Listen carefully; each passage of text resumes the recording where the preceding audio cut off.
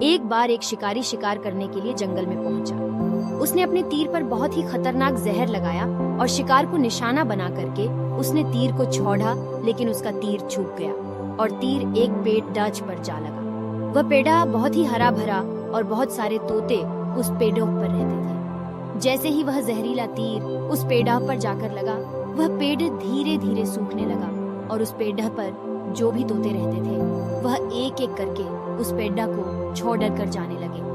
उस बड्ढे से पेड़ा के कोटर में एक बहुत ही बूढ़ा तोता रहता था, जो बहुत ही धर्मात्मा और अच्छे मन का था। सभी तोते उस पेड़ को छोड़कर जाने लगे थे, लेकिन वह बूढ़ा तोता जाता था, दाना लेकर के आता और उसी कोटर में आकर के बैठ जाता था, परंतु उस पेड़ को छोड़ने को तैयार नहीं था। बूढ़े तोते के साथियों ने कई बार आकर के उसे समझाया कि यह पेड़ सूख रहा है और किसी दिन गिर भी जाएगा, चलो किसी और पेड़ पर चलकर रहा जाए, परंतु वह बूढ़ा तोता वहां से जाने को तैयार नहीं हो रहा था। अब यह बात देवराज इंद्र तक पहुंची। उन्हें बताया गया कि एक तोता है, वह जिस पेड़ पर रहता है उस पेड़ पर एक जहरीला तीर लगने के कारण सूखने, गिरने और खत्म होने के कगार पर आ पहुंचा है और एक बूढ़ा तोता अभी भी वहीं पर रह रहा है। वह दाना लेकर आता है और वहीं पर रहता है, जबकि उस जंगल में बहुत सारे पेड़ हैं, लेकिन वह उसी पेड़ पर रह रहा है। देवराज इंद्र प्रकट हुए और उस बूढ़े तोते से कहने लगे कि आप बहुत धर्मात्मा हैं, बहुत ही अच्छे मन के हैं, लेकिन आप इस पेड़ को छोड़कर किसी और पेड़ पर चले जाइए, क्योंकि यह पेड़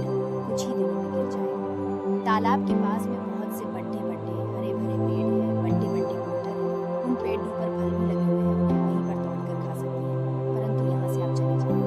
तोता बोला, माफ कीजिएगा, इस पेड़ ने मुझे जीवन दिया है, शिकारियों से मेरी रक्षा की है, हर मौसम में मेरे साथ रहा है, ये कोटर मेरा घर है, यहाँ मैं पला बढ़ा हूँ। इस पेड़ को मैं छोड़कर कैसे जा सकता हूँ? इस पर संकट आया है तो क्या मैं इसे छोड़कर चला जाऊँ? मैं ऐसा कभी नहीं कर सकता। देवराज इंद्र